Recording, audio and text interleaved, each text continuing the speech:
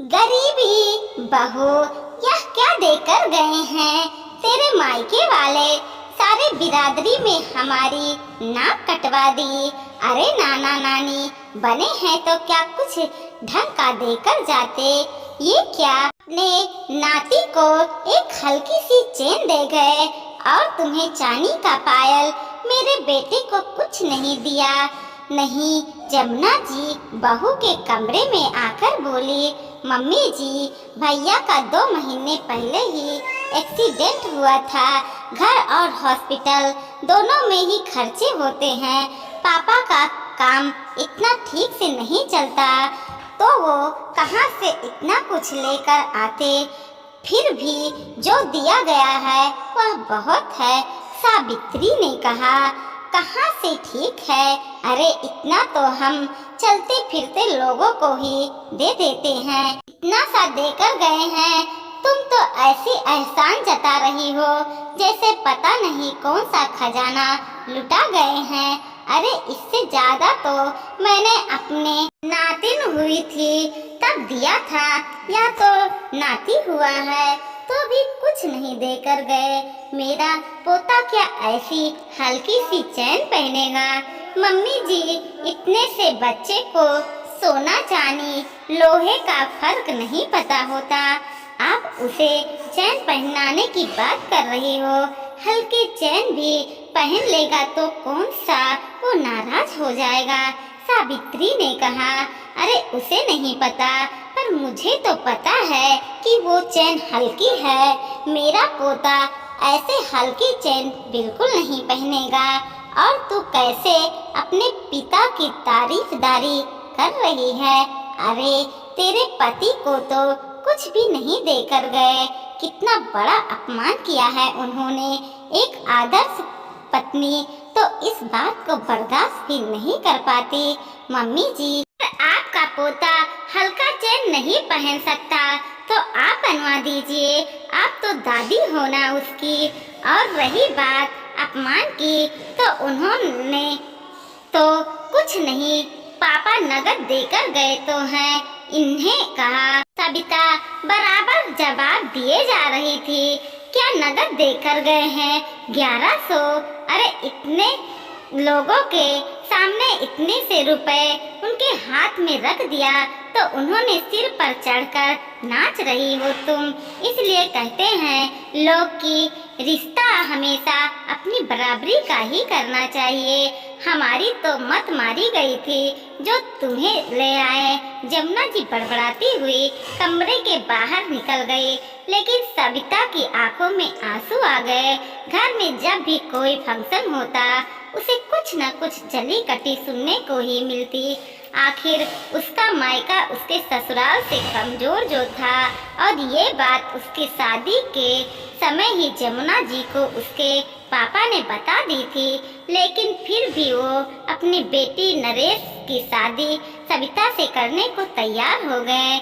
उसका मानना था कि हमेशा बहू अपने से छोटे घर के ही आनी चाहिए ताकि उसे दबा कर रख सके। और ये बात वो सविता के सामने भी कई बार कह चुकी थी। सविता को नीचा दिखाने का वो कोई मौका नहीं छोड़ती थी। अभी 2 महीने पहले ही गोद भराई की रस्म थी। इसमें भी सविता ने मम्मी पापा ज्यादा कुछ नहीं दे पाए थे। तब भी सभी रिश्तेदारों के बीच में मजाक बनाते हुए जमुना जी ने बोले थे, हमारे यहाँ तो बेटियों को कभी इस तरह का नहीं दिया जाता। पता नहीं तेरे मम्मी पापा को जी कैसे मान जाता है अपनी बेटी को ये सब देने के लिए। गरीबी से गरीबी इंसान भी अपनी बेटी को बेहतर देने की कोशिश करता है, पर तेरे माँ बाप तो तुझे चाहते ही नहीं है। ये तक नहीं सोचते कि हमारी के ससुराल क्या लेकर जा रहे हैं। हर बार सविता बर्दाश्त कर लेती, लेकिन इस बार सविता से बर्दाश्त नहीं हो रहा था। इसलिए वो जमुना जी को जवाब पर जवाब दिए जा रही थी। दरअसल आज कुएं पूजन का प्रोग्राम था और पोता होने के खुशी में सविता के मायके वाले से जमुना जी ने अच्छी खासी परवानी मांगी थी। सविता के मायके की स्थिति ऐसी ही कम थी, पर भाई के एक्सीडेंट होने के बाद और ज्यादा गिर गई थी। आखिर पापा पहलवानी कहाँ से लेकर आते, फिर भी कर्जा करके वो इतना कुछ लेकर आए थे, पर इसमें भी जमुना जी ने कमी निकाल दी। उन्हें हर समय काम और हल्के ही लग रहा था। जब सबके सामने ताकि मम्मी ने अपने नाती के गले में सोने के चेन पहनाए तो उस चेन के उसे गले से निकालकर जमुना जी से देखते हुए बोली, क्या समधन जी ऐसी हल्की सी चेन लेकर आई हो? अरे नाती की नानी बनी हो, फिर भी दिल खोल कर खर्चे नहीं किए, यहाँ पर भी कंजूसी कर गई। ये सुनकर आसपास बैठी सभी रिश्तेदार महिलाएं जोर जोर से हंसने लगी। उनके हंसने को देखकर सविता की मम्मी वहाँ छिप गई, पर सविता को बिल्कुल अच्छा नहीं लगा। आखिर अपने घर बुलाकर उनका मजाक बनाना कहाँ का उचित है। वो तो उसी समय जवाब दे देती, लेकिन मम्मी ने मना कर दिया। खैर थोड़ी देर बाद बाहर से जमुना जी की आवाज आने लगी, देख तेरी पत्नी को कैसे पलट कर जवाब दे रही है मुझे। अरे उसके माँ बाप ने तेरा इतना अपमान किया, तुझे कुछ देकर नहीं गए और उल्टा उन्हीं का पक्ष ले रही है और उनके लिए मुझसे लड़ने को भी तैयार हो गई। अरे वाह बेटा, आज पत्नी के सामने तुझे तेरी माँ में ही कमी नजर आने लगी। एक तो वो तेरा अपमान करके गए, मैं इसके लिए लड़ने को तैयार हो गई, लेकिन तू उल्टा मुझे ही गलत बना रही है। अपनी पत्नी को डांटने की जगह तू मुझे ही चुप होने के लिए कह रहा है। जमुना जी घड़ियाली आंसू बहाते हुए बोली, मम्मी क्यों हंगामा कर रही हो?